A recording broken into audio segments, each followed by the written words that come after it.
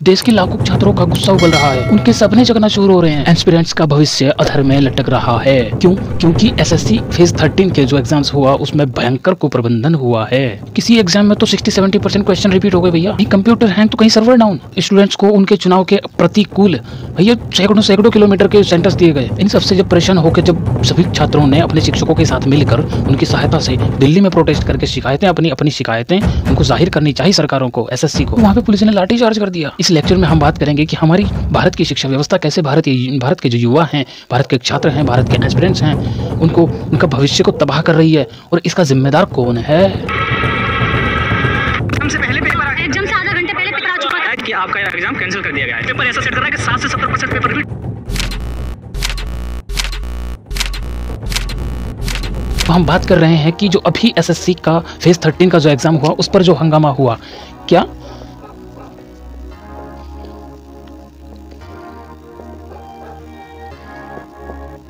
SSC का जो phase 13 का अभी एग्जाम्स होने को जा रहा था 24 जुलाई से 1 अगस्त के बीच में, उस पर बहुत ज़्यादा हंगामा हुआ। एसएससी का मकसद है कि जो सरकारी मंत्रालय हैं उनमें जो वैकेंसीज हैं उन पर भर्ती करना। ये एग्जाम्स जो है 24 जुलाई से 1 अगस्त तक होने थे। लाखों छात्र जो 10-10 वर्षों से अपने एग्जाम्स की तैयारी में लगे हुए थे वे सभी इस भर्ती परीक्षा में शामिल हुए, लेकिन पहले ही दिन से 24 जुलाई से ही अव्यवस्था का आलम रहा भैया। सबसे पहले आ जाता है हमारा एडमिट कार्ड का इशू।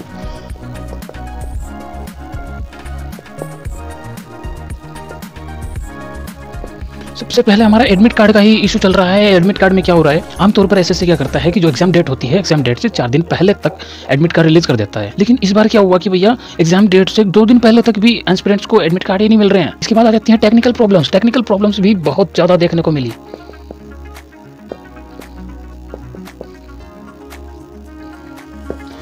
पहला एडमिट कार्ड, फिर टेक्निकल प्रॉब्लम। 24 जुलाई को फर्स्ट शिफ्ट से ही एक के बाद एक प्रॉब्लम स्टार्ट हो गई। बायोमेट्रिक सिस्टम ही काम नहीं कर रहे हैं कहीं भैया, और सेंटर्स में पुराने कंप्यूटर रखे हुए हैं। तो कंप्यूटर एग्जाम्स के बीच समय में ही क्रैश होने लग गए। कहीं स्क्रीन फ्रीज हो रही है, कहीं सर्वर डाउन हो रहा है। जो मैथमेटिक्स रीजनिंग के क्वेश्चंस होते हैं इमेज बेस्ड होते हैं, नहीं उनकी इमेज ही डाउनलोड नहीं हो रही है। कैसे बच्चा अपना क्वेश्चन पढ़ लेगा जल्दी और कैसे वो अपना सॉल्व करेगा। खड़ा जाता है हमारा इंफ्रास्ट्रक्चर फेलियर भैया। इंफ्रास्ट्रक्चर की तो क्या ही बात की जाए।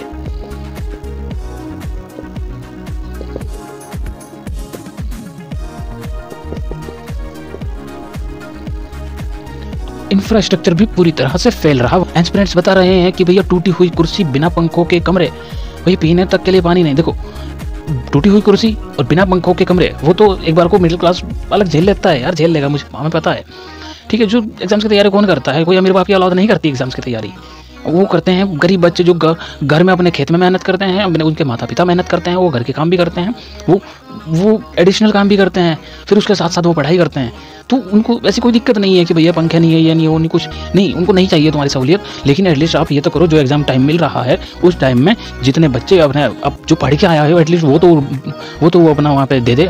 ठीक है, हाँ, आपके पास में पीने का पानी, ये वाली समस्या थोड़ी सी दिक्कत में है कि पानी नहीं है उनके पास में। कुछ सेंटर्स में तो भैया ग्राउंड फ्लोर में गाय भैंस बंधे हुए थे। कर्नाटक के एक सेंटर के पास में भैया म्यूजिक पार्टी चल रही है।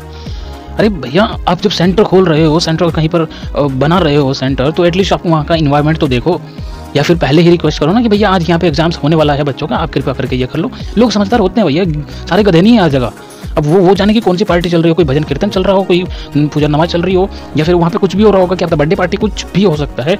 लेकिन सेंटर वालों को इस बात का ध्यान देना चाहिए था कि भैया यहाँ पर आज एग्जाम्स है, तो आप कृपया करके अपना प्रोग्राम थोड़ा सा लो साउंड करो, या फिर इसको डिले करो, या फिर कुछ भी करो, एडजस्ट करना चाहिए था। इसके बाद हमारा चौथा आ जाता है एग्जाम कैंसिलेशन। क्या एग्जाम्स भी कैंसिल हो रहे हैं फिर? ठीक है,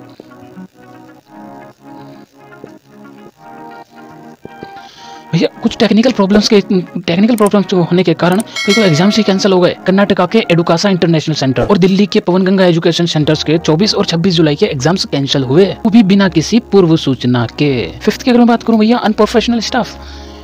5th प्रॉब्लम क्या थी हमारी, ये थी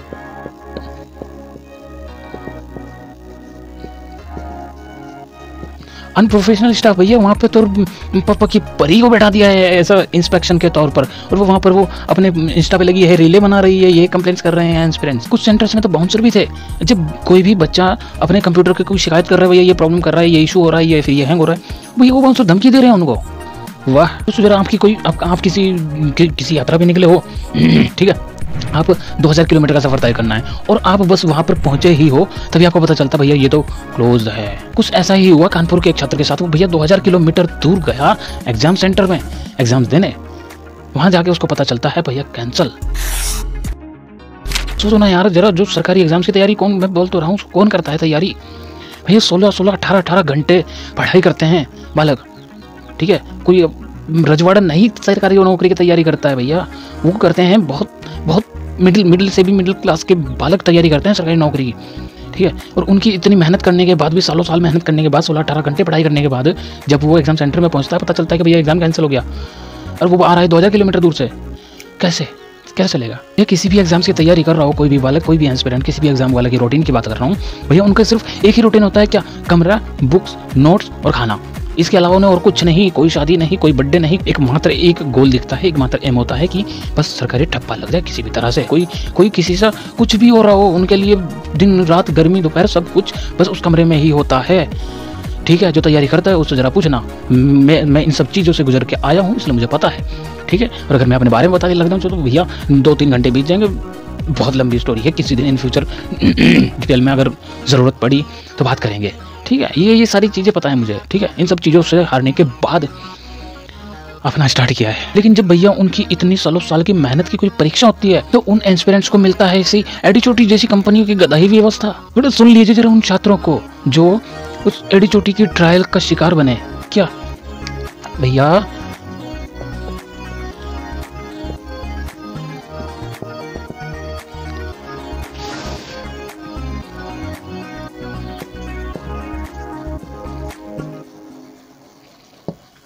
पर्सनल स्टोरीज हैं कुछ 2-3 बालकों की, वो जरा सुन लीजिए। बिहार के 24 साल के रवि कुमार जी आते हैं। वो कहते हैं कि भैया मैंने एग्जाम्स की तैयारी करने के लिए जो कोचिंग लगाई थी, उस कोचिंग की फीस के लिए मैंने अपनी जमीन तक बेच दी।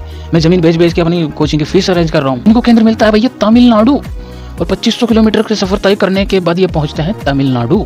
वहाँ पहुंच के इनको पता चलता है कि भैया परीक्षा रद्द हो गई और एसएससी का भैया कोई पॉजिटिव रिस्पांस नहीं है इनके प्रति। दिल्ली की प्रिया शर्मा जी कहती हैं कि मेरा कंप्यूटर 15 मिनट तक फ्रीज रहा। 15 मिनट समझते हो भैया? 15 मिनट जो एग्जाम्स देने जाता है ना, जो मल्टीपल चॉइस क्वेश्चन का एग्जाम्स होता है, एक सेकंड कीमती होता है उसके लिए। माउस से जो क्लिक कर रहे हो ना, वो एक क्लिक कीमती होता है। एक क्लिक करने में कितना समय लगता है, और 15 मिनट कंप्यूटर फ्रीज होने का मतलब समझ रहे हो? वो कह रही है कि किसी भी ऑप्शन को चूज करने के लिए माउस को कम से कम 4-5 बार क्लिक करना पड़ रहा था, तब जाके ऑप्शन चूज हो रहा था। प्रिया शर्मा ने जब इस इशू की कंप्लेंट किससे, वो जो रील मास्टर वहाँ पे बैठी हुई थी, पापा की परी जो रील में लगी हुई थी, उनसे जब ये कंप्लेन कर रही हैं तो वो बोल रही हैं कि भैया मुझे परेशान मत करो, डिस्टर्बेंस मत करो। ऐसे इंस्पेक्टर रखे हुए थे एडी चोटी ने। उत्तर प्रदेश के अंकित यादव जी बोलते हैं कि भैया फर्स्ट और सेकंड शिफ्ट के सारे क्वेश्चन सेम थे। ये तो बिल्कुल ऐसा शक पैदा नहीं हो रहा है कि एग्जाम लीक करने की चाह से क्वेश्चन रिपीट किए गए। क्या भैया हम उस समय के अगले वाले शिफ्ट के क्वेश्चन सारे रिपीट कर देंगे? ये सिर्फ भैया आंकड़े नहीं हैं, ये सपने हैं जिनके पीछे उनके माँ बाप की उम्मीदें लगी हुई हैं। सरकारी नौकरी सिर्फ नौकरी मात्र नहीं है, सरकारी नौकरी एक उम्मीद होती है। गरीब परिवारों के उस गरीबी से निकलने की केवल एक मात्र उम्मीद होती है, सरकारी नौकरी। लेकिन यहाँ पर तो सिस्टम का तो भैया ट्रायल चल रहा है उन बालकों पे। इस तबाही का जिम्मेदार कौन? सभी एस्पिरेंट्स का एक ही जवाब, क्या? एडी चोटी है, एडी चोटी।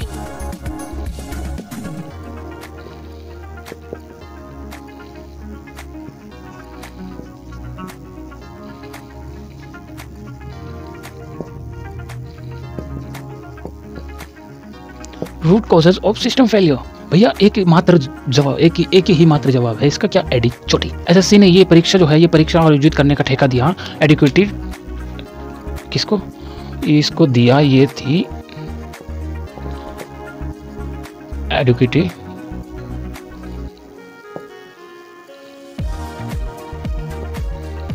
Career technology, educated career technology. इस कंपनी को एसएससी फेज 13 एग्जाम्स कराने का ठेका देती है, और क्या कह के कि भैया ये जो है ये सबसे सस्ती है। लेकिन इस एडिचोटी का काला चिट्ठा, इसका पुराना इतिहास तो पता करना चाहिए था। क्या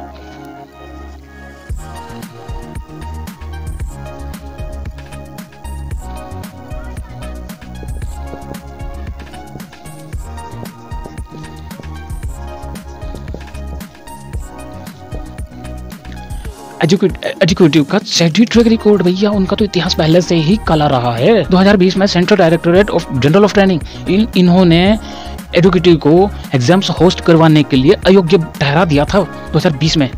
उसके बाद भी एसएससी ने इसको ठेका दिया। अप्रैल 2025 तक जो एसएससी के एग्जाम थे ये टाटा कंसल्टेंसी सर्विस करवाती थी, लेकिन उसका रिकॉर्ड कोई दिक्कत नहीं थी उसमें। बस ये दिक्कत क्या हुई, ये एजुकेटिव मिल गई सस्ते में, और इन्होंने टीसीएस को हटा के उसको ठेका दे दिया कि भैया इसकी बोली सस्ती है। एजुकेटिव के इतिहास में तो भैया घोटालों के अलावा और कुछ है ही नहीं। 2022 में मध्य प्रदेश में जब टीचर की भर्ती का प्रोसेस चल रहा था तो भैया एजुकेटिव ने किसी लोकल कंपनी को ठेका दे दिया। उसने अपने से ठेका वहाँ ट्रांसफर कर दिया, भैया कि लो हम कहीं से ले रहे हैं और 2-4 करोड़ रुपए बचा के हम आपको दे रहे हैं, आपके एग्जाम्स करवाओ, और अगर कोई प्रॉब्लम होगी तो हम आपके सर पढ़ देंगे। भैया हमने तो इसे दे दिया था, ये देखो कॉन्टैक्ट, अपना पलटा बचा लिया है।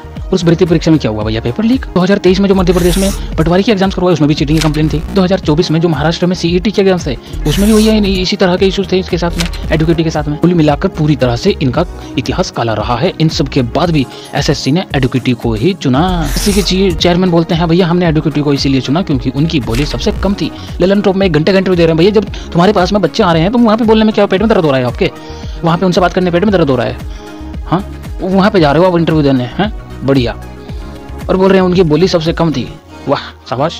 मतलब कुछ करोड़ रुपए बचाने के चक्कर में आप लाखों एस्पिरेंट्स का जो सालों से मेहनत कर रहे हैं उनके सालों की मेहनत आप दांव पे लगा दो और बोल दो भैया एडुकेटिव का फर्स्ट टाइम था। अरे उनका क्या भैया, जिन स्टूडेंट्स का लास्ट टाइम था उनके पास आखिरी मौका था, एडुकेटिव का तो फर्स्ट टाइम था। उन बालकों का क्या होगा?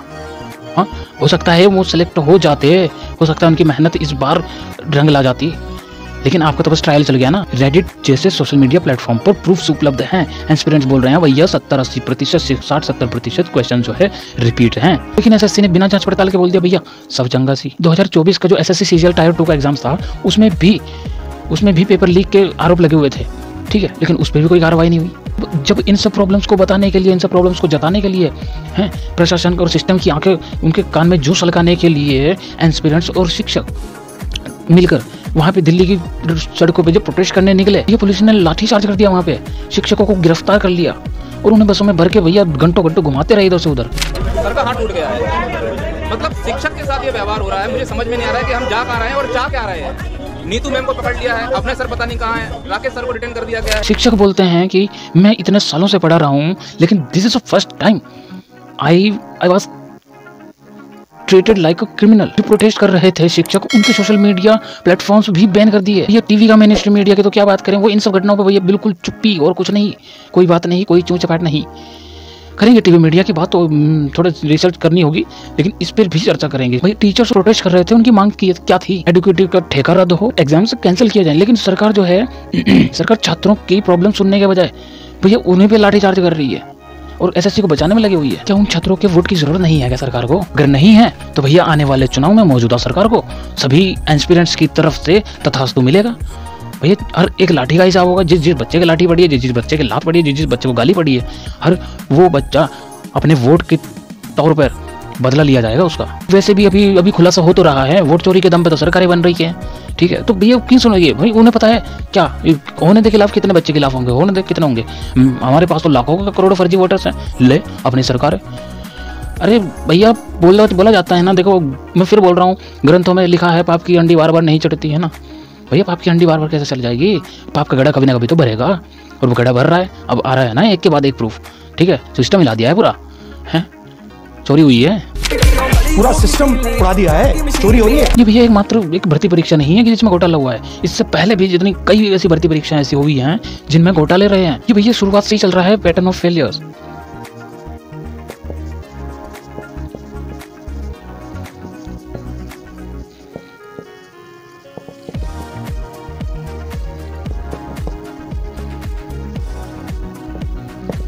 हिस्टोरिकल कॉन्टेक्स्ट ही भैया ऐसा है, हर जो भी भर्ती परीक्षा होती है उसी में कुछ ना कुछ झोल मचल हो जाता है, चाहे वो यूपीएससी पेपर लीक हो, चाहे वो आईबीपीएससी बैंकिंग का एग्जाम हो, या फिर आरआरबी प्रोटेस्ट हो। इसके जैसी भैया कितनी घटनाएं हैं, क्या क्या याद दिलवाएं। 2014 के बाद से भैया एक पैटर्न दिखता है, क्या? पेपर लीक, सर्वर क्रैश, बस सुननी जवाबदेही। हर एग्जाम्स में यही होता है भैया, बच्चे परेशान होकर आवाज उठाते हैं, प्रोटेस्ट करते हैं, लाठी खाते हैं, लात खाते हैं, गुस्सा खाते हैं, गाली खाते हैं, और 4-5-7 दिन की जो गर्मी का माहौल होता है वो शांत हो जाता है। फिर अगला एग्जाम, फिर अगले एग्जाम का घोटाला। सरकार कहती है नो इरेगुलरिटीज, पर लेकिन सबूत तो भैया सामने है, सोशल मीडिया तैर रहा है पूरा। 2021 में जब अविनाश मीणा और गवर्नमेंट के बीच में जो क्लेश हुआ था, उस समय भी माननीय सर्वोच्च न्यायालय ने ये कहा था कि भैया किसी भी भर्ती परीक्षा में अगर अव्यवस्था होती है तो उसको री एग्जामाइन करवाना संवैधानिक अधिकार है। फिर भी एसएससी इन फैसलों को नजरअंदाज करती है भैया, क्यों? कोई सपोर्ट है पीछे? सबसे बड़ा सवाल भैया, इन इतने सारे विवादों के बाद भी, इतने सारी काली हिस्ट्री होने के बाद भी एडुकेटी को किस बेस पर ठेका मिल रहा है? कौन है उसके पीछे? कौन उसको सपोर्ट कर रहा है? ठीक है क्या भैया?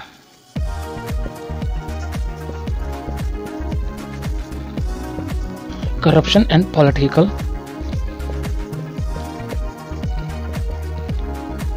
Political connection of Eduquity. भैया कुछ ना कुछ तो ऐसा हो सकता है जो उनको कहीं ना कहीं इनडायरेक्टली सपोर्ट कर रहा है। क्या एडुकेटी ठेके पाने के लिए नेताजी और कुछ अधिकारियों को रिश्वत दे रही है? एसएससी ने एडुकेटी को चुना क्योंकि उसकी बोली सबसे कम थी, लेकिन एक ऐसी कंपनी जिसका इतिहास भैया पेपर लीक और कुप्रबंधन अव्यवस्थाओं से भरा पड़ा है इतिहास, फिर भी ऐसी कंपनी को ठेका देना किस हद तक उचित है? 2023 में एमपी के मुख्यमंत्री सेवक शिवराज सिंह चौहान ने जो पटवारी की भर्ती परीक्षा चल रही थी, उस समय भी इनके अव्यवस्थाओं के कारण शिवराज चौहान जी ने ये जो भर्ती परीक्षा है उसको रोक दिया था, लेकिन फिर भी 6 महीने के अंदर अंदर उसको दोबारा ठेका मिल गया। कैसे? अभी एक डिपार्टमेंट ऑफ पर्सनल ट्रेनिंग जो ये होता है, ये है जो DOPT, department of personal training, कार्मिक और प्रशिक्षण विभाग, ये पता है किसके अंडर में आता है? इसके अंडर में एसएससी आता है, और इसके हेड पता है कौन है? ये किसके अंडर में आता है? इस पर कंट्रोल किसका है बताऊं? My dear friend Donald Trump कहने वाले भारत के सर्वसम्मानीय प्रधानमंत्री सेवक श्री नरेंद्र मोदी दामोदर दास मोदी जी इस DOPT के प्रमुख हैं, और इस DOPT के अंडर में आता है स्टाफ सिलेक्शन कमीशन। ठीक है, और वो ठेका देता है आगे एडुकेटी जैसी कंपनियों को। ठीक है, और जब वहाँ पे बच्चे प्रोटेस्ट कर रहे हैं, टीचर प्रोटेस्ट कर रहे हैं, तो उनको ये रिस्पॉन्स कर रहा है, ये इनडायरेक्टली रिस्पॉन्स कर रही है एसएससी, और वहाँ की पुलिस तो गवर्नमेंट के हिसाब से चल रही है ना, पुलिस उनके बोलने पे चल रही है, एसएससी के बोलने पे चल रही है। एसएससी वाला जब खुद बात नहीं कर पा रहा है और वहाँ पे जाके इंटरव्यू दे रहा है, मुझे तो ये नहीं समझ में आ रहा क्यों इंटरव्यू दे रहे हो। जो ये गोपाल कृष्णन जी हैं, वो लेलन टॉप में इंटरव्यू दे रहे हैं 1 घंटे। अरे भैया आप 5 मिनट वहाँ बालकों से बात कर लेते जो वहाँ पे प्रोटेस्ट कर रहे हैं, लाठी खा रहे हैं। वो इतने दूर से चल के आए थे आपके पास में, वहाँ तो आपके पास में बात नहीं हुई, यहाँ पे आप बैठ गए इंटरव्यू दें। वाह, मोदी जी की नाक के नीचे ऐसी एडुकेटी जैसे इतने बड़े बड़े घोटाले हो रहे हैं, लेकिन उनको कोई खबर ही नहीं है। मोदी जी रोड शो और रैलियां करने में इतने व्यस्त हैं क्या भैया? उनको ये एडुकेटी जैसी कंपनियों का है, एसएससी का जो प्रोटेस्ट चल रहा है, ये सब दिखाई नहीं दे रहा है? ये भैया केवल एसएससी का फेलियर नहीं है, ये बिल्कुल सुव्यवस्थित भ्रष्टाचार है। सरकारें अपने चहेतों को बचाने में ज्यादा रुचि रखती हैं, न कि निष्पक्ष परीक्षाएं को सुनिश्चित करने में। और छात्र उनका क्या? उनको अपने हक की बात करने पे क्या मिलता है? पुलिस की लाठियां मिलती हैं, गालियां मिलती हैं, पुलिस के लातों गुस्से मिलते हैं। वही अभी कुछ समय पहले कब का है कि बिहार के एक बालक ने तो मारा पुलिस वाले को जूता मुंह पे। और यहाँ पे ये देखिए, बाप रे बाप, यहाँ पे देखिए।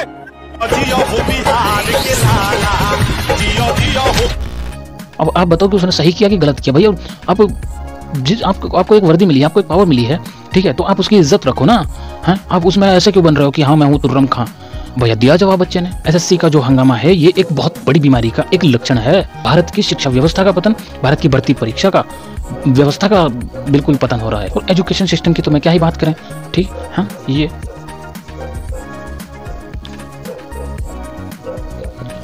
एजुकेशन सिस्टम क्राइसिस, इसकी तो भैया हम कब से बात कर रहे हैं। एजुकेशन सिस्टम क्राइसिस, इसकी तो हर बार एजुकेशन की बात कर रहे हैं हम लोग। ठीक है, वहाँ एग्जाम से स्कूल्स बंद करवाए जा रहे हैं। ऐसा लगता है कि जो सरकार, मुझे तो सरकार है, चाहे केंद्र हो चाहे स्टेट हो, ठीक है, ऐसा लगता है कि भैया वो सरकारी शिक्षा का तो बहुत ही खिलाफ लगती है। ना पढ़े हैं ना पढ़ने देंगे, ये फंडा लग रहा है। राजस्थान के झालवाड़े में भैया एक स्कूल गिर गया और 7 बच्चों की शहीदी। ठीक है, वहाँ के जो स्थानीय सांसद, वो पूर्व सीएम के बेटे बताए जा रहे हैं। वो कहते हैं कि भैया ये राजनीतिक मुद्दा ही नहीं है। अरे भैया, आप उनके बच्चों के माँ बापों से वोट नहीं मांगोगे क्या? नहीं चाहिए उनका वोट? हाँ, वो बच्चे आने वाले समय में आपको वोट नहीं देंगे क्या? नहीं चाहिए आपको उनका वोट? कोई कीमत नहीं है उनकी? वह सरकारी स्कूल का बजट पास करना किसकी जिम्मेदारी था, या उसको मंगवाना किसकी जिम्मेदारी था? तो सरकार नई नौकरियां बना सकती है और ना ही मौजूदा जो रिक्तियां हैं उन पर भर्ती करवा सकती है। सेना में भैया 1 लाख से ज्यादा पद खाली हैं, लेकिन फिर भी वहाँ और भर्ती तो क्या करेंगे? उनको और 2 लाख पद और खाली करने की योजना चल रही है।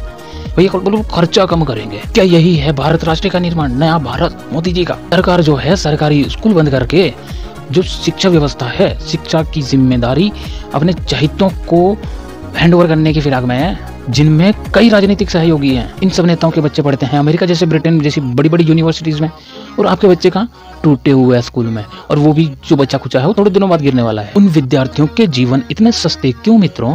ये जो सिस्टम है ये आम छात्रों के खिलाफ एक साजिश है। मुकेश अंबानी को Z+ सिक्योरिटी मिलती है और अभ्यर्थियों को, शिक्षा विद्यार्थियों को क्या मिलता है? लात, घूसें, पुलिस की लाठियां, गालियां। मंत्रियों के बच्चे विदेशी विश्वविद्यालयों में पढ़ते हैं और आपके बच्चे गाय के तबोले में एग्जाम देते हैं। टीवी के मेन स्ट्रीम मीडिया पर तो बिल्कुल ताला लगा हुआ है इन सब घटनाओं पर। हाँ क्या?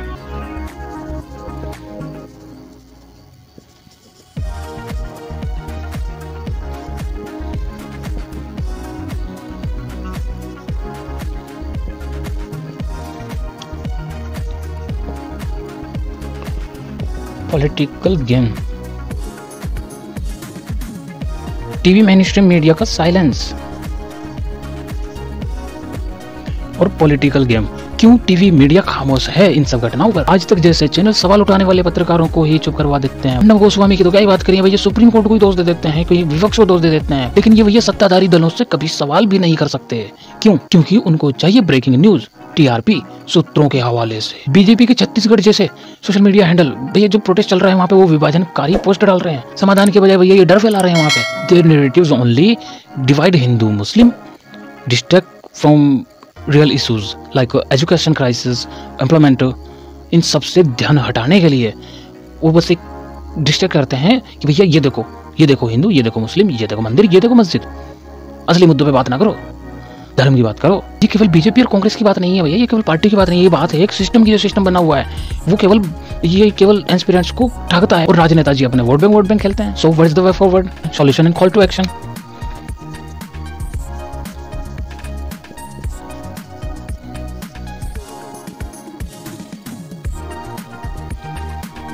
क्या है solution and call to action? क्या कर सकते हैं हम? छात्रों की मांगे तो साफ है भैया, कैंसिल कॉन्टैक्ट विद एडुकेटी और किसी भरोसेमंद या फिर TCS को वापस लाया जाए। री एग्जामाइन अफेक्टेड शिफ्ट, भैया जहाँ भी अव्यवस्था हुई है, ठीक है, उन भर्तियों को दोबारा करवाया जाए, उन एग्जाम्स को दोबारा करवाया जाए। ट्रांसपेरेंट इन्वेस्टिगेशन होनी चाहिए, CBSE की जांच बैठाई जानी चाहिए एडुकेटिव पे। ये सारे भैया आपके कॉन्स्टिट्यूशनल राइट है। एज पर आर्टिकल 14 इक्वालिटी का राइट है आपके पास में। As per article 21 right to dignity, भैया आपके पास में गरिमा का अधिकार है। CBSE 2015 के समय जब तानवी सरवाल ने भी तो केस किया था, और 1985 में अशोक कुमार यादव और HR गवर्नमेंट के बीच में जो क्लेश हुआ था, उस समय भी सुप्रीम कोर्ट ने परीक्षाओं में पारदर्शिता अनिवार्य करी थी। ये सब आपके कानूनी अधिकार हैं आपके। पता है? कैसे पता होगा भाई? आप तो बिजी हो नौकरी के चक्कर में। अरे नौकरी तो बाद में होगी, पहले आप अपना संविधान पढ़ लो, कम से कम एक संविधान तो पढ़ लो, और कुछ ना पढ़ो, और कुछ भी ना पढ़ो चाहे, बस संविधान पढ़ लो। आपकी क्या आपके अधिकार हैं। आप पब्लिक इंटरेस्ट लिटिगेशन फाइल कर सकते हो, PIL फाइल कर सकते हो, आप जनहित याचिका दायर कर सकते हो आप। ये आपके कानूनी हक हैं भैया। आर्टिकल 32, आर्टिकल 226 के तहत CBI और SIT इन्वेस्टिगेशन की डिमांड भी कर सकते हो आप। हरासमेंट पर कॉम्पेंसेशन की डिमांड कर सकते हो आप। पुलिस के अभद्र व्यवहार पर आप NHRC को कंप्लेन कर सकते हो, राष्ट्रीय मानवाधिकार आयोग को कंप्लेन कर सकते हो। जो भी इस खबर को पहली बार सुन रहे हैं या फिर थोड़ा सुन चुके हैं, ये फिर ज्यादा डिटेल्स में सुन रहे हैं, तो भैया मेरी उन सभी से सिर्फ एक ही विनती है, उन सभी छात्रों से, उन सभी शिक्षकों से और प्रत्येक भारतवासी से एक ही विनती है। आप सभी भैया किसी हर पोस्ट में SSC और DOPT टैग करके जवाब की मांग करनी है आपने। एक आपने हैशटैग चलाना है SSC रिफॉर्म, और एक आपने हैशटैग चलाना है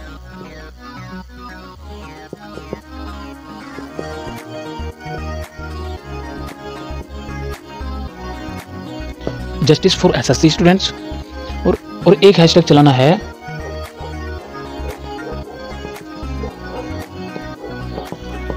कैंसल एडुकेटी। ये 3 हैशटैग आपको ज्यादा से ज्यादा इसको ट्रेंड करवाना है। और सभी हारे हुए छात्रों से तो भैया मेरी एक ही विनती है, एक एग्जाम के भरोसे अपना पूरा जीवन बर्बाद मत करो। स्किल सीखने पर ध्यान दो भैया, कुछ ना कुछ टैलेंट लाओ अपने अंदर। ज्यादा के पीछे भागोगे तो दुखी रहोगे, कम कमाओ सुखी रहोगे। बाकी तो फिर भैया बुद्धा जी कहते ही हैं, सर्वे दुखम विश्व दुखों से भरा है। थोड़ा पढ़ो जरा बुद्धा जी को, इतना स्क्रिप्चर्स है उसको पढ़ो, अपनी सेहत बनाओ भैया, अपना शरीर फिट रखो। जान है तो जहान है, ये तो बुजुर्ग कहते हैं। तो यही बोलूंगा कि भैया किताबों से दिल लगाओ, कभी भी धोखा नहीं मिलेगा। अब भैया आपको पहली बार और आखिरी बार इस धरती पे आए हो, तो कुछ गधेयों के एडुकेटिव जैसी गधे कंपनियों की मानसिकताओं के कारण अपने जीवन में कोई दुख ना आने दो भैया। अपने जीवन को परेशान मत करो, ठीक है? मजे मारो, मौज में रहो और मौत को याद रखो, बस ये कहता हूँ हमेशा। हिंदू, मुस्लिम, सिख, ईसाई, ब्राह्मण, दलित, अमीर, गरीब और मेरे जैसे कुछ अतिष्ट बोलते हैं अपने आप को, हम सबको एक होना होगा भैया। दुश्मन एक दूसरे का दुश्मन कोई नहीं है। असली दुश्मन ये है मानव मस्तिष्क, विनाशकाले विपरीत बुद्धि। ये है असली दुश्मन। दुश्मन कोई बाहर नहीं है, दुश्मन अंदर है, हमारे अंदर अपने बुरा जो देखन में चला बुरा ना मिलिया कोई, जो मन को जा अपना ना मुझसे बुरा ना कोई। क्या कहते थे कबीर साहिब जी? पढ़ो जरा पढ़ो। ये जो नेताजी जो धर्म के नाम पे जो डर दिखाते हैं, ये भैया केवल एक राजनीति करते हैं अपनी, और कुछ नहीं है। राजनीति की गोलियां खेलनी होती है इन्हें, और कुछ नहीं करना होता है। अपनी शिकायतें और सुझाव कमेंट में दीजिए, भविष्य में सुधार करेंगे करने लायक हुए तो। तब तक के लिए जय हिंद, वंदे मातरम, इंकलाब जिंदाबाद। खुश रहें, सदा मुस्कुराते रहें। धन्यवाद।